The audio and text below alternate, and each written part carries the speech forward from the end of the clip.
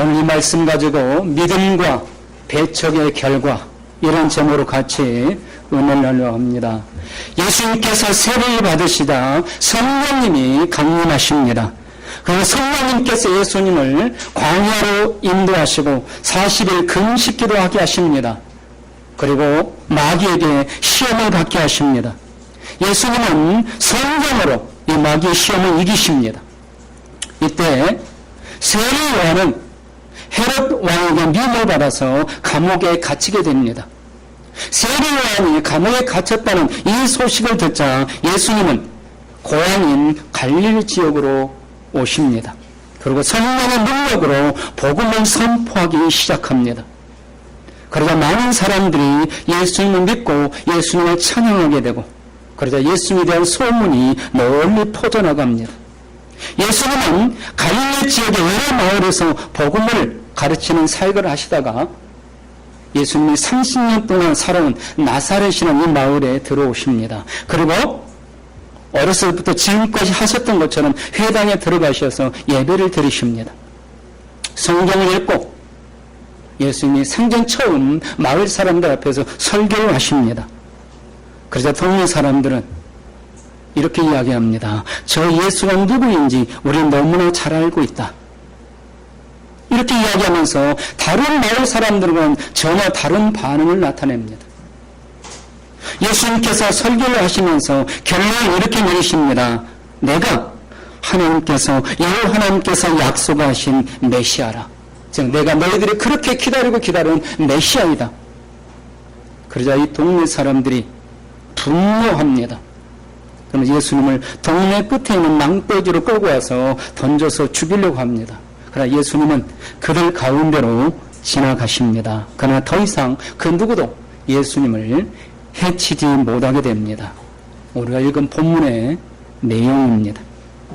오늘 내용을 가지고 예수님의 사역, 즉 예수님은 이제 본격적인 사역을 이 갈릴리 예수님의 고향인 이 갈릴리 지역에서 지금 첫 사역을 시작하는 겁니다.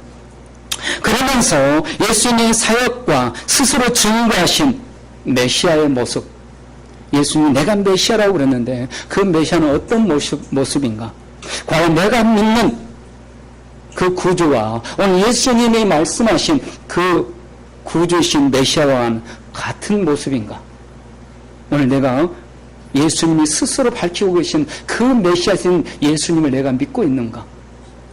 오늘 같이 살펴보고, 특별히 오늘 중점적으로 우리가 살펴보려고 하는 것은 이 예수님에 대한 반응이 두 종류로 나눠진다는 겁니다. 그리고 그들의 결과가 어떻게 달라지는가? 그것도 같이 은혜를 나누려고 합니다. 성령님께서 하나님 음성을 듣게 하시고 깨닫게 하시는 은혜가 충만히 임하기를 소원합니다. 예수님께서 갈릴리에서 첫 번째로 이제 그동안 30년 동안은 고향에서 어머니를 모시고, 아마 아버지는 일찍 돌아가셨던 것 같아요. 어머니를 모시면서 동생들과 함께 살으셨습니다. 그리고 30세가 되셔서 예수님이 공적인 사역을 본격적으로 시작합니다. 근데 예수님이 사역하신 이 첫 번째 선포하신 이 복음 내용이 무엇이었는가? 마태복음과 마가복음 그리고 오늘 누가복음을 종합해서 보면 이런 말씀입니다. 천국이 가까웠으니 회개하고 복음을 믿으라. 예수님의 첫 번째 선포하신 말씀, 너무너무 중요한 말씀입니다. 그 첫 번째 선포 말씀은 결국 예수님의 마지막 결론과 똑같은 말씀이 되기 때문입니다. 예수님이 꼭 해야 될 그 말씀을 지금 선포하시는 게 첫 번째입니다. 뭡니까? 천국이라는 겁니다. 천국이 가까이 왔으니. 예수님은 첫 번째 사역을 하나님의 말씀을 중심을 가지고 선포하는데 바로 천국에 대해서 선포하고 있습니다.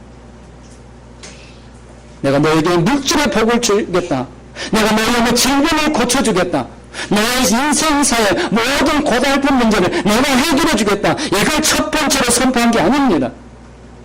예수님은 선포하신 내용이 천국이 가까웠다. 사실 이 가까웠던 말은 천국이 이미 너희에게 임재 되었다는 말입니다. 우리나라 말은 가까웠다고 되어 있지만 헬라어 원문에는 이미 천국이 너희에게 도달했다는 말씀입니다. 믿으시기 바랍니다. 천국이 우리에게 이미 왔습니다. 우리에게 이미 천국이 임재되어 있습니다. 우리가 누리지 못하니까 천국이 어디 있냐고 하는 겁니다. 그러나 오늘 천국을 누리는 분들은 천국이 여기 왔다는 것을 믿고 있습니다. 그리고 누리고 있습니다. 그리고 감사하고 있습니다. 예수님의 이 갈릴리 사역을 성령의 능력으로 하시고 있다고 오늘 말씀합니다. 사람의 기술, 사람의 실력이 아니라 성령의 능력으로 하셨다는 겁니다. 그동안 성령의 도우심으로 예수님은 금식도 하고 마귀와 싸움에서 이기기도 하셨습니다. 그동안은 준비 과정이었습니다. 그러나 오늘은 이제 본격적으로 오늘부터는 성령의 능력으로 사역을 하시는 겁니다. 오늘 우리 모두가 우리 온천의 모든 성도님들이 엄마의 한 명에 이르기까지 그동안 성령으로 준비된 과정이었다면 이제는 성령의 능력으로 맡겨진 사명을 감당하시는 이 사역을 시작할 수 있기를 축원합니다. 자, 예수님이 성령의 능력으로 사역을 하니까 어떤 일이 생겼습니까? 오늘 14절에 보면 예수님의 소문이 널리 퍼져나가고 있습니다. 성령님이 역사하시면 소문이, 좋은 소문이, 복음이, 놀라운 소식이, 천국이 널리 퍼져나가는 겁니다. 또한 성령의 능력으로 예수님이 칭송을 받습니다. 여기 칭송이라는 것은 예수님이 인정을 받고 존경을 받고 이제는 그 단계를 뛰어넘어서 찬양을 받는다는 겁니다. 자, 오늘 칭송하는 사람들이 있는데요. 이들은 예수님을 찬양했다는 겁니다. 찬양은 누구에게 하는 겁니까? 하나님께 하는 겁니다. 결국 예수님이 첫 번째 선포한 천국에 가까웠으니 회개하고 복음을 믿으라, 이 설교를 들은 수많은 마을 사람들이요, 갈릴리 지역에 수많은 많은 사람들이 이 동네 저 동네 예수님이 들어가서 회당에서 지금 말하는 교회에서 설교를 합니다. 똑같은 제목 가지고 똑같은 내용의 설교를 합니다. 그 마을 사람들이 은혜를 받는 겁니다. 그러면서 회개하고 예수님을 그 메시아라고 하나님이라고 찬양을 하면서 예수님을 높여들었다는 겁니다. 그러나 성령의 능력으로 예수님이 이렇게 칭송을 받지만 그러나 성령의 역사하심이 있는 곳에 사탄의 역사도 있습니다. 여러분 꼭 기억하셔야 됩니다. 은혜 받고 나면 반드시 사탄이 시험이 옵니다. 왜입니까? 성령의 역사하심이 있는 곳에는 사탄도 반드시 같이 역사하려고 하기 때문입니다. 이 일이 잘 되셨습니까? 더욱더 긴장하시고 기도하십시오. 사탄이 시험합니다. 예수님의 칭송을 받자 사탄이 이제 역사하기 시작합니다. 예수님을 싫어하고 배척하고 예수님을 죽이려고 하는 사람들이 일어났다는 겁니다. 예수님은 회당에서, 지금 말하면 교회에서 설교를 통해서 하나님의 복음을 가르치는 사역을 시작하고 계십니다. 근데 여기 중요한 예수님의 습관이 하나 나옵니다. 우리가 오늘 읽은 본문 중에 예수님의 습관이 하나 나옵니다. 혹시 오늘 읽으시면서 그거 발견하셨나요? 16절을 보십시오.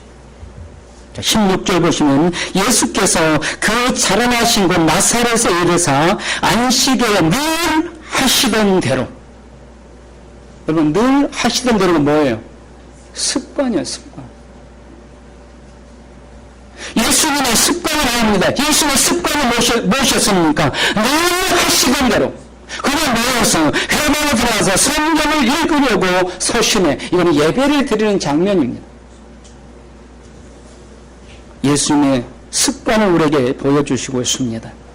예수님의 습관은 교회에 가서 예배 드리는 것이었다는 겁니다. 유대인들은요, 5살이 되면 교회에 들어가는 것이 허락됩니다. 그리고 13살이 되면 교회에 들어가서 예배 드리는 것이 율법 생활의 일부분이 됩니다. 즉 만일 예배 드려야 되는데 드리지 않으면 그건 율법을 어기는 죄에 해당한다는 겁니다. 13살부터 철저하게 그들은 예배드리는 생활을 합니다. 그리고 예배드릴 때 개인 기도를 먼저 합니다. 그 다음에 수요말하고 신명기 6장에 나오는 그 하나님 말씀에 대한 고백을 하게 됩니다. 그리고 18개에 되는 기도문을 낭송하고 이제 성경을 읽습니다. 한 사람이 성경을 읽기도 하고 서로 교대로 돌아가면서 성경을 읽기도 합니다. 그리고 설교할 자격이 있는 사람이 있으면 설교를 하기도 합니다. 그러나 설교할 자격이 있는 사람이 없으면 설교는 하지 않고 그냥 성경 읽는 것으로 예배를 마치기도 합니다. 바로 이것이 예수님의 습관이었다는 겁니다. 늘 하시는 대로 예수님이 지금 30세가 됐는데 지난 30년 동안 예수님이 이 나사렛 마을에 있는 회당, 교회에 가서 늘 예배를 드렸다는 겁니다. 사랑하는 성도 여러분, 오늘 나의 신앙생활의 습관을 좀 찾아보시기 바랍니다. 내 신앙생활의 습관은 뭔가? 경건의 모양이라도 한번 찾아보시기 바랍니다. 주일이면 교회 가는 것이 불문의 법칙이 되어 있는가? 예배, 기도, 찬양, 전도 이게 내 습관이 되어 있는가? 예수님은 바로 경건한 예배를 드리는 것이 예수님의 습관 중에 하나였다는 겁니다. 예수님은 성경을 읽으셨다고 말씀합니다. 그리고 설교를 하십니다. 여기 강조드리는 것이 성경입니다. 예수님은 하나님이십니다. 그냥 설교하셔도 됩니다. 그런데 왜 성경을 읽으셨을까요? 예배의 중심이 무엇이라는 예수님은 보여주시는 겁니다. 예수님은 마귀의 시험을 이길 때 뭘 이겼습니까? 기록된 말씀, 성경으로 이기셨습니다. 우리 지난주에 살펴본 말씀입니다. 오늘 교회에서 예배를 드릴 때도 예수님은 성경을 중심으로 예배를 드리고 있습니다. 즉 예수님이 설교를 하는데 예수님의 설교는 성경을 풀어서 설명하는 강의 설교입니다. 우리도 예배 시간에 하나님께서 주신 성경을 주신 말씀 그대로 풀어서 설명하고 배우고 실천하는 것이 중요하다는 것을 보여줍니다. 이 방법이 예수님의 설교였기 때문입니다. 설교 시간에 재미있는 이야기나 쇼킹한 이야기를 기대하는 것보다는 성경 본문을 잘 이해하는 것이 중요합니다. 그리고 성경에서 가르치신 것을 실천하는 것이 중요합니다. 여러분 예배를 드리고 나면 성경 말씀보다는 애야만 기억되는 경우가 많습니다. 한 2시간 후에 오늘 본문 말씀 제목 다 잊어버리죠. 근데 애야만 기억하는 경우가 많습니다. 근데 애야는 본문의 이해를 돕기 위한 하나님의 오늘 본문 성경 말씀을 돕기 위해 사용되는 거지 애화가 주가 되어서는 안 된다는 겁니다. 결국 우리가 기억해야 될 것은 뭡니까? 오늘 본문의 말씀을 기억해야 되는 겁니다. 오늘 본문에 하나님께서 나에게 뭐라고 말씀하시는가? 오늘 예수님께서 무슨 말씀을 하시는가? 내가 어떻게 하기를 말씀하시는 건가? 내가 뭘 믿으라고 하시는 건가? 내가 무슨 복을 받으라고 하시는 건가? 우리는 복을 받겠다고 하면서도 오늘 예수님께서 하나님께서 나에게 무슨 복을 받으라고 말씀하시는지 그것도 기억 못합니다. 그러면서 복을 받기를 원합니다.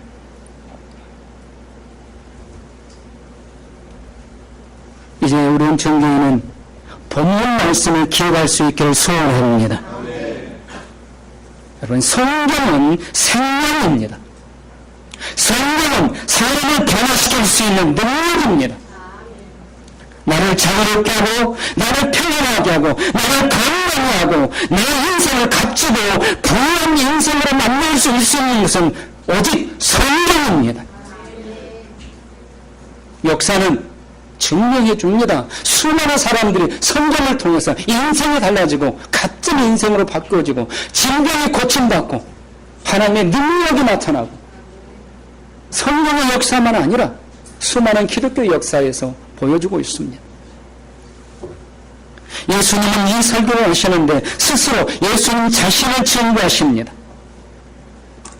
오늘 18절 말씀을 보시면 예수님이 읽으신 말씀이 나옵니다. 18절 주의 성령이 내게 임하셨으니 이는 가난한 자에게 복음을 전하게 하시려고 내게 기름을 부으시고 나를 보내사 포로된 자에게 자유를, 눕는 자에게 다시 보게 함을 전파하며 눕는 자를 자유롭게 하고 주의 은혜의 해를 전파하게 하려 하시니라. 오늘 이 말씀을 예수님이 읽으셨습니다. 그리고 설교를 하시는 겁니다. 이 말씀은 이사야 61장 1절 2절에 나온 말씀입니다. 예수님이 오시기 700년 전에, 약 700년 전에 이사야 선지자가 포로된 이스라엘 백성들에게 하나님께서 너희에게 자유를 이제 회복시켜 주신다 약속해 주셨다. 그러면서 궁극적으로 예수님 메시아가 오셔서, 구주가 오셔서 모든 인생에 진정한 완전한 자유를 주실 것이다. 완전한 해방을 주실 것이다. 이사야 선지자가 예언한 겁니다. 그 말씀을 읽으십니다. 그러면서 예수님께서 뭐라고 말씀하십니까? 21절 말씀, 우리 21절 말씀을 같이 읽겠습니다.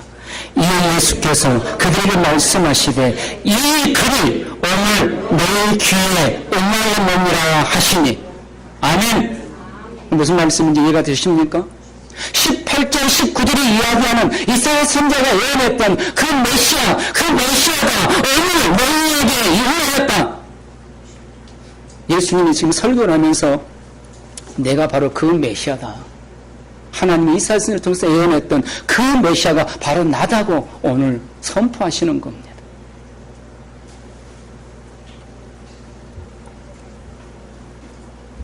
그 증거로 메시아는 성령 받은 자. 그래서 오늘 18절에 보면 주의 성령이 내게 임하셨으니, 이건 메시아가 앞으로 오셔서 이룰 일을 보여주면서 성령 받은 자가 메시아입니다. 세례 요한도 예수님을 성령으로 세례 줄 자라고 말씀하셨습니다. 예수님은 우리가 잘 기억하는 대로 세례 받을 때 성령이 임하셨습니다. 성령이 예수님을 이끌어 가십니다. 오늘도 성령의 능력을 사용을 하고 계십니다. 이사야 선지자의 예언대로 예수님 메시아의 첫 번째 증거가 여기 보여지는 겁니다. 두 번째는 복음의 선포자입니다. 이사야 선지자는 메시아는 복음의 선포자, 하나님의 복음을 선포하실 분이라. 복음이 무엇입니까? 이 세상에서 가질 수 없는 기쁜 소식이 복음입니다. 사람이 줄 수 없는 소식, 이게 복음입니다. 그래서 하나님의 복음. 마가복음 1장 14절 15절에 보면 요한이 잡힌 후 예수께서 갈릴리에 오셔서 하나님의 복음을 전파하여 이르시되 때가 찼고 하나님의 나라가 가까이 왔으니 회개하고 복음을 믿으라 하시더라. 여기 예수님께서 하나님의 복음을 전파했다는 것을 마가복음은 보여주고 있습니다. 예수님은 이사야 선지자 예언대로 복음을 선포하는 분입니다. 메시아입니다. 세 번째로 메시아는 포로된 자에게 자유를 주고 눕는 자에게 다시 보게 하고 눕는 자를 자유케 하는 자. 근데 예수님은 실제로 이제 성령으로 사역을 하시면서 이런 능력을 나타내 주십니다. 그리고 19절에 여기 주의 은혜의 해를 전파하게 하라 하십니다. 메시아는 이스라엘 선지자 중에서 예언한 메시아는 앞으로 메시아가 올 건데 그 메시아는 주의 은혜의 해를 전파하는 분이다. 여러분, 주의 은혜해가 뭘까요? 여기 주의 은혜해는 레위기 25장에 나오는 희년을 말합니다. 희년. 이스라엘은 7일마다, 즉 7일째 되는 날마다 안식일을 지킵니다. 지금 말하면 주일을. 이건 주인과 종과 심지어는 노예로 산 노예들, 짐승까지 다 그날 안식을 합니다. 그리고 7년마다 땅을 쉬게 합니다. 농사짓던 모든 땅을 7년마다 쉬게 합니다. 그런데도 거기서 나오는 수확물이 있습니다. 그건 거두지 않습니다. 누구든지 필요로 하는 사람이 그걸 거두어서 먹게 합니다. 그리고 이 7년이 7번 반복되는 49년이 지난 50년째 이 해를 희년이라고 이야기합니다. 이 희년 때는 뭘 해야 되느냐? 노예를 해방시켜줘야 됩니다. 매매된 땅을 원주인에게 돌려줘야 됩니다. 그래서 이 희년은 안식일과 안식년의 완성입니다. 모든 사람과 생명, 땅과 피조물에게 주어진 해방과 안식일의 해가 바로 희년입니다. 그래서 이스라엘 백성들은 영원한 노예가 없습니다. 또 영원히 내 땅에 없는 사람도 없습니다. 어려움을 당해서 땅을 팔았을지라도 50년째가 되면 다시 내게로 돌아옵니다. 이게 하나님께서 이스라엘 백성에 주시는 희년의 축복입니다. 그럼 이걸 누가 이루냐? 메시아가 이루신다는 겁니다. 이사야는 그렇게 예언했습니다. 그럼 예수님은 내가 바로 그 메시아라, 내가 희년을 이룰 그다, 이렇게 선포하시는 겁니다. 여러분, 오늘 우리가 예수님 이런 분으로 믿고 있나요? 예수님은 이런 분을 믿고 있습니까? 예수님은 우리 죄를 용서해 구주신 줄 믿습니다. 그리고 그 다음은요, 구원은 천국에 가봐야 하니까, 죽어봐야 하니까 그냥 믿고 오늘 현실에서 약속해 주신 이것들을 믿느냐 이 말입니다.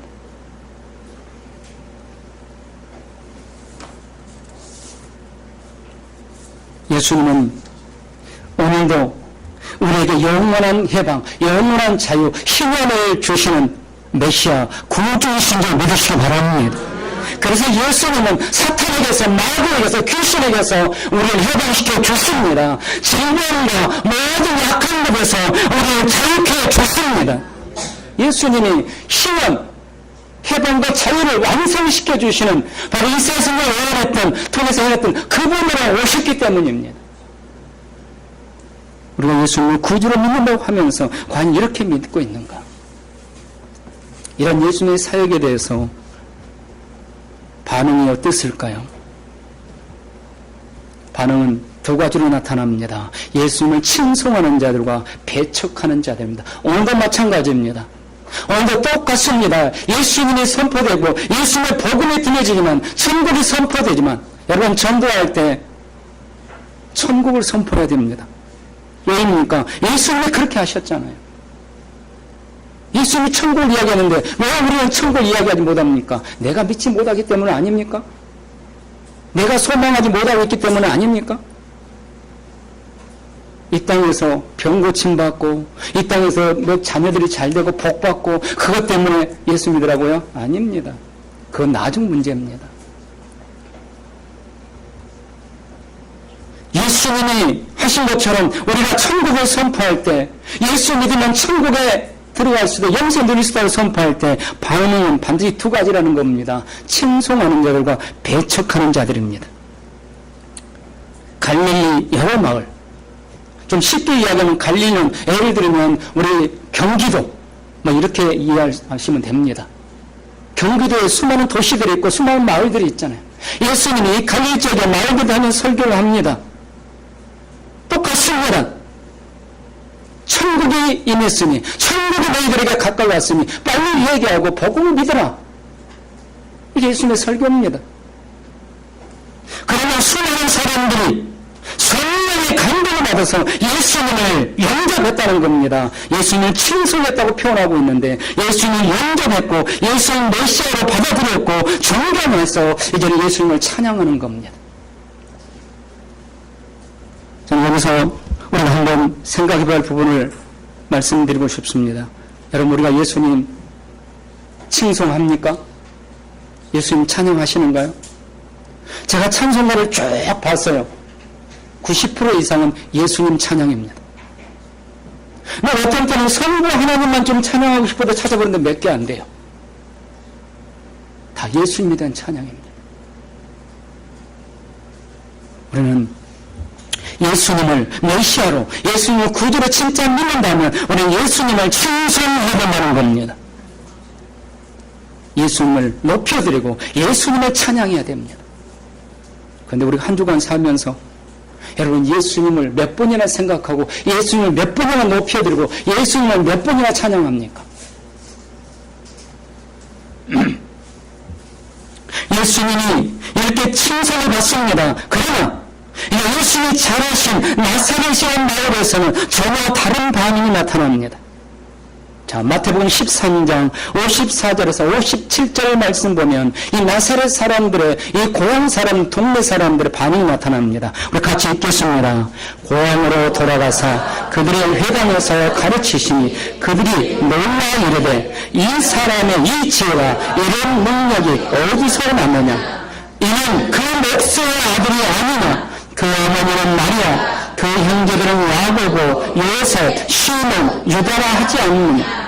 그 너희들은 다 우리와 함께 있지 아니하냐? 그런즉 이 사람의 이 모든 것이 어디서 났느냐 하고 예수를 배척한지라. 아멘. 예수를 뭐 했다고요? 배척했다는 거예요. 여러분, 배척의 뜻을 몰라도 친성과는 반대 뜻이라는 것을 아마 짐작할 겁니다. 예수님을 싫어하고 예수님을 거절하고 예수님을 죽이려고 했다는 겁니다. 이게 배척입니다. 우리가 오늘 교회 다니는 분이 예수님을 죽이려고까지 하겠습니까? 예수님을 메시아로 믿지 못하고 있는 게 배척입니다. 여러분, 이 동네 사람들은 왜 그랬을까요?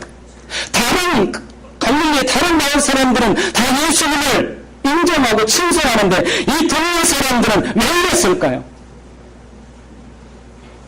왜 그랬을까요? 우리가 읽은 말씀을 생각해보면 어느 정도 짐작이 갑니다. 시기와 질투심입니다.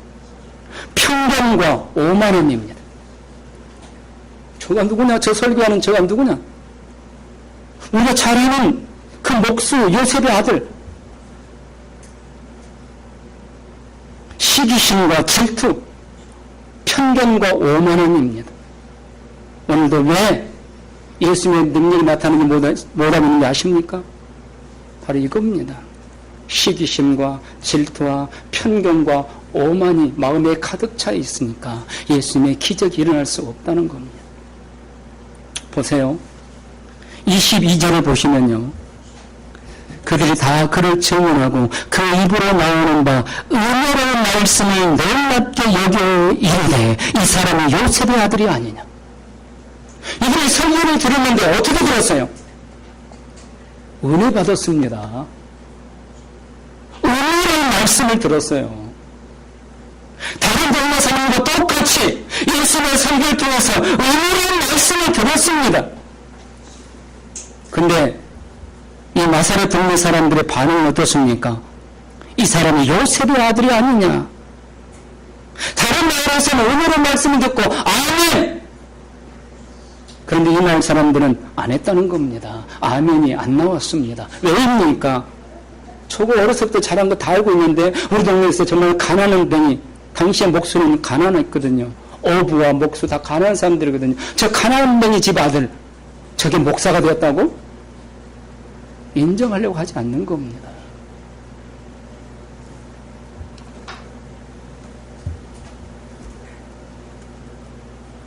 은혜로운 설교를 들었는데 은혜가 아니라 오히려 마음속에서 반발심이 올라옵니다. 이미 악한 사탄은 이들의 마음속에 악한 독뿌리를 심어놨습니다. 시기와 질투, 편견과 오만함입니다. 오늘날도 우리의 믿음을, 성도들의 믿음을 건강하게 못하게 하는 가장 강력한 사탄의 무기가 뭐냐? 바로 시기와 질투심입니다. 편견과 오만함입니다. 이 마음 속에는 생명력이 없습니다. 마음과 영혼이 죽어가고 있습니다. 하나님의 능력을 가로막습니다. 천국에서 멀어지고 지옥에 더욱더 가까워져 가고 있습니다. 또 하나, 이 나사렛 사람들이 믿지 못하는 것은 이들이 성경도 믿지 않고 예수님도 믿지 않고 있기 때문이라고 배척한다고 말씀합니다. 즉 이들이 성경도 믿지 않고 하나님도 믿지 않고 예수님도 믿지 않고 도무지 아무것도 믿지 않고 있다는 겁니다. 그러면서 입으로만 주여 주여 부르고 있다는 겁니다. 그러면서 두 가지 예를 들어서 이야기합니다. 엘리야 선지자 시대 그리고 엘리사 선지자 시대. 그때 사람들이 하나님 믿지 않았던 것처럼 오늘 이 나사렛 내 동네 사람들이 하나님도 믿지 않고 나도 믿지 않는다. 성경도 믿지 않는다. 그렇기 때문에 배척한다고 오늘 예를 들어서 설명하고 있는 겁니다. 여러분, 성경을 믿으시기 바랍니다. 하나님을 믿으시기 바랍니다. 예수님을 믿으시기 바랍니다. 예수님을 구주로 믿는다면 예수님을 존경하고 찬양하게 될 겁니다. 그러나 예수님을 구주로, 메시아로 믿지 못하면 절대로 예수님을 칭송할 수 없습니다. 결국 예수님을 배척하는 자가 되는 겁니다. 결국 이런 사람은 돈이 많아도 늘 가난한 사람이고, 늘 무엇인가 사로잡혀 있는 포로고, 눈은 뜨고 있으면서도 보지 못하는 소경이고, 마음이 무거운 짐에 눌려있는 사람입니다. 여러분, 내 인생이 지금 뭔가 눌려 있습니까? 답답하고 가슴이 답답합니까? 예수님을 알으셔야 됩니다. 예수님을 믿으셔야 됩니다. 예수님만이 자유를 주실 수 있고 해방시켜 주실 수 있습니다. 이 배척하는 자들은요, 순한 양처럼 시작합니다. 그러나 어느 순간에 맹수가 되어서 폭도로 변합니다. 자기들 뜻에 동의하지 않으면 이유를 듣지 않고 죽이는 살인마 집단이 됩니다. 예수님을 마을 끝으로 쫓아내서 낭떠러지로 던져보려고 합니다. 결국 이들은 예수님을 십자가에 못 박으라고 외쳤던 그 군중들, 무리들과 똑같은 모습입니다. 오늘도 마찬가지입니다. 오늘날도 교회의 순한 양처럼 하나님의 말씀을 들을 수 있습니다. 그러나 예수님을 올바로 알지 못하면, 예수님을 칭송하지 못하게 되고 배척자가 된다는 겁니다. 어느 한순간 분명한 폭도가 될 수도 있습니다. 이런 일은 이 세상 끝날까지 있을 일이라. 이게 무서운 겁니다, 여러분. 이런 일은 예수님의 끝난 게 아닙니다. 사도들에게도 있었습니다. 그리고 지금도 현재 교회들에서 있습니다. 그리고 이런 일은 이 세상 끝날까지 있을 일이라는 겁니다. 그러므로 내가 천국에 들어가기 전까지 늘 깨어있으라고 경고하시는 겁니다.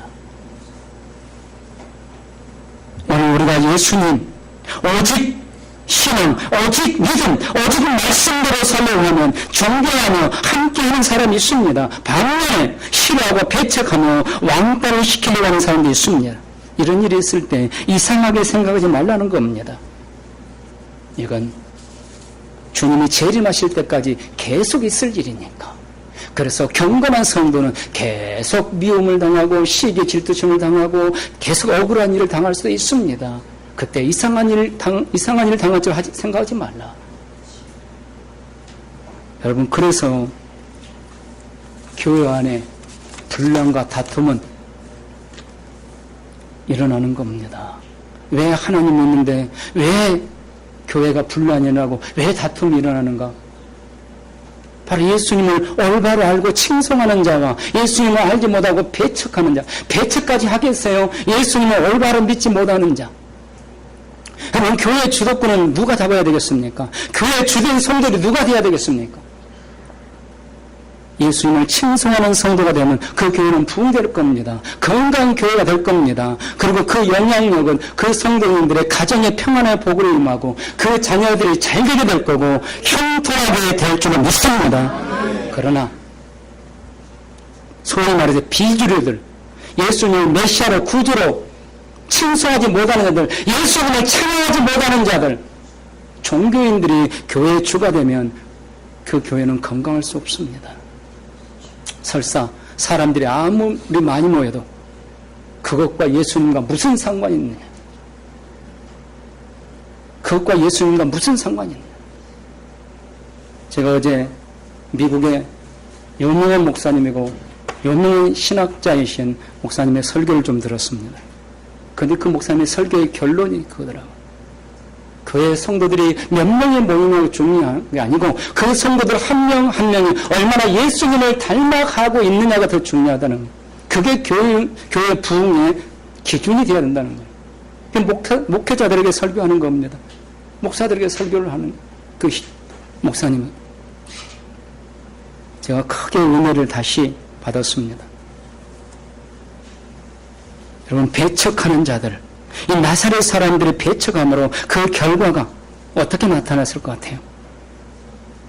마태복음 13장 58절에 보면 그들이 믿지 않음으로 말미암아 거기서 많은 능력을 행하지 아니하시니라. 마가복음 6장 5절에 거기서는 아무 권능도 행할 수 없어 다만 소수 병자에게 안수하여 고치실 뿐이었고, 예수님을 친솔하지 않고 예수님을 배척하는 자들, 예수님을 온전한 메시아로 믿지 못하는 자들, 그들에게서는 예수님의 능력을 나타낼 수 없다는 겁니다. 왜입니까? 믿음대로 되기 때문입니다. 믿음대로 되기 때문에. 오늘 예수님을 이스라엘 선자가 원하는 그 메시아를 믿으시기 바랍니다. 그럼 우리에게 자유를 주십니다. 믿음대로 된다는 거예요. 오늘 예수님이 눈먼 자에게 다시 보게 해주겠다. 병을 치료해 주신다는 겁니다. 믿으시기 바랍니다. 믿음대로 된다는 거예요. 근데 믿지 않으니까 예수님 능력을 행할 수 없습니다. 여러분, 성부, 성자, 성령 하나님 전능하신 하나님이십니다. 못하실 일 없습니다. 죽은 사람도 살리십니다. 그런데 그 능력이 나타날 수 없는 사람이 있습니다. 믿지 않는 사람에게는 전능하신 하나님의 능력이 나타날 수 없습니다. 오늘 이 나사렛 사람들이 예수님을 믿지 않았기 때문에 그들에게서는 예수님의 능력을 행할 수 없었다는 겁니다. 그래서 예수님은 엘리야와 엘리사 이야기를 합니다. 엘리야 시대에 얼마나 이스라엘 사람들이 많았습니까? 과부들이 많았습니까? 근데 이 엘리야가 먹을 것이 없을 때 하나님은 엘리야를 이방 지역에 사는 이 사렙다 과부에게, 시돈 지방에 있는 사렙다 과부에게 보내고 그 가정을 축복해 줍니다. 3년 6개월 동안 먹고 살게 해주십니다.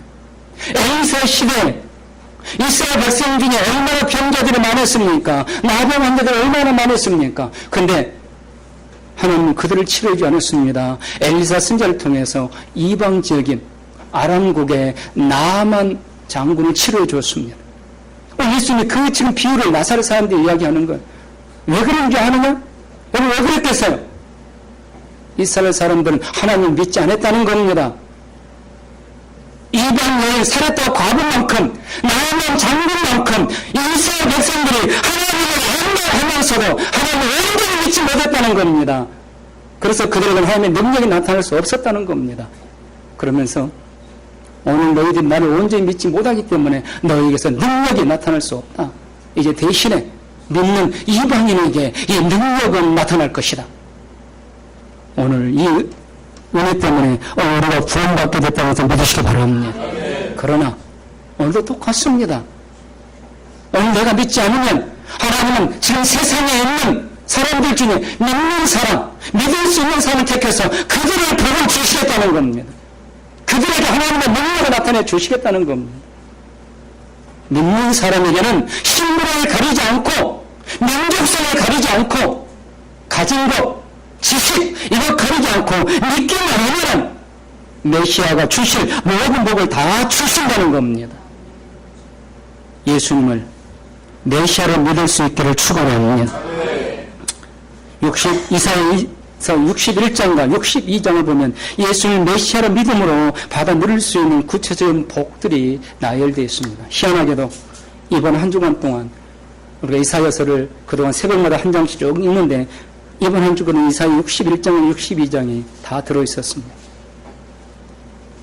거기 이사야서 61장, 62장을 보면 앞으로 오실 메시아가 주실 축복에 대해서 약속해 주는데 아름다운 하나님의 복음이 들려지고 영원히 구원받는 감격이 넘치게 될 것이다. 마음의 상처와 마음의 슬픔을 치료해 주십니다. 무엇인가 포로된 자, 갇힌 자에게 자유를 주십니다. 세상 사람들이 인정하고 부러워하는 영광의 이백이 됩니다. 하나님의 입으로 전해주는 새 이름으로 불리워지게 됩니다. 하나님의 손에 왕관이 됩니다. 또한 하나님의 기쁨이 됩니다. 파수꾼으로 지켜주십니다. 하나님을 찬송하는 영광을 누리게 해주십니다. 하나님의 성전에서 큰 기쁨의 잔치를 즐기게 해주십니다. 물질을 빼앗기지 않고 물질의 복을 누리게 해주십니다. 모든 약한 것들, 모든 질병을 치료해 주십니다. 그리고 마지막으로 하나님께서 값을 지불하고 하나님께서 사신 하나님의 사람이라 불리게 된다는 겁니다. 이 복을 누구에게 주느냐? 앞으로 장차 오실 메시아를 믿는 사람에게 주겠다. 그리고 이 예언대로 예수님은 오셨습니다. 비록 오늘 예수님이 스스로 증거하시지만 그 누구도 부인할 수 없는 이스라엘 선자의 예언 그대로 되고 있는 것을 보여주면서 오늘 예수님 메시아이심을 말씀하는 겁니다. 여러분 다 구원받은 줄로 믿습니다. 그런데 그 다음은 어떻게 되냐는 거예요. 저도 이사야 61장 새벽예배 드리면서 그 순간부터 내가 왜 마음의 상처를 치료받지 못하고 내 마음이 이렇게 아픈가. 내가 회개하고 있습니다. 지금도. 예수님 메시아이신 줄 믿습니다. 내가 예수님 메시아를 믿는 믿음이 부족하기 때문에 이 마음의 상처가 치료되지 못하고 이 마음이 이렇게 아픈 게 아닙니까? 저는 지금도 기도하고 있습니다. 예수님이 구주라고 내 죄를 용서해 주었다고 나를 구원받자고 믿는데 왜 구체적으로 오늘 내 삶 속에서 메시아가 이루어진 이 축복을 받지 못하고 있는 거죠. 뭔가 지금 내 믿음에 문제가 있는 게 아닐까요? 이스라엘 백성들은요 포로 생활 때 예언을 받았고 하나님이 이 예언대로 다 이루어 주셨습니다. 그래서 포로에서 회복시켜 주셨고 다시 황폐하던 예루살렘 성에 들어가서 다시 성을 세우고 성전을 세우고 성을 회복시켜서 거대한 영광의 나라를 이루어 갔습니다. 하나님은 예언하신 거 1차적으로 이루셨고 이제 2차적으로 궁극적으로 이루시기 위해서 그 메시아신 예수님을 보내주셨다는 겁니다. 그런데 왜 우리가 못 누리는가? 제가 내린 결론은 그겁니다. 내가 이사야 선지자가 예언한 그 메시아를 믿지 못하고 있다. 내가 메시아를 내 죄를 용서하시는 구주를 믿고 있는 것 같지만 천국에 가봐야 미래적인 일이니까 오늘 그렇게 믿고 있지만 오늘 현실 속에서는 내가 예수님을 내 메시아로 믿고 있는가? 내 마음의 상처, 내 아픔, 내 육신의 약함 예수님께 내놓고 예수님 메시아이지 않습니까? 이거 치료해주고 이거 자유를 주신다고 했지 않습니까? 치료해 주세요. 자유를 주세요. 우리 예수님께 이렇게 기도하고 있느냐는 거죠. 말씀을 마칩니다. 메시아신 예수님의 구속과 능력이 나타나는 기준 분명히 있습니다. 그건 예수님을 믿고 칭송하는 자와 배척하는 자, 즉 그 기준이 무엇입니까? 오늘 내 마음속에 있다는 겁니다. 내 마음속에서 예수님을 구주로 받아들이고 예수님을 내 구주이시기 때문에 예수님을 칭송해야 됩니다. 예수님을 찬양해야 됩니다. 예수님께 예수님을 높여드리는 편지라도 좀 써야 됩니다. 글이라도 좀 써야 됩니다. 고백이라도 해야 됩니다. 오늘 예배는 드리고 있지만 과연 내 마음속에 예수님을 칭송하고 있는 이 자리가 있는지 돌아보시면서 이제 오늘 이 말씀을 기점으로 예수님을 믿고 칭송하는 자가 될 수 있기를 소원합니다. 그래서 메시아신 예수님께 주시는 이 구체적인 복들을 우리 삶 속에서 누리며 사는 천국 백성들이 되시기를 주님의 이름으로 축원합니다.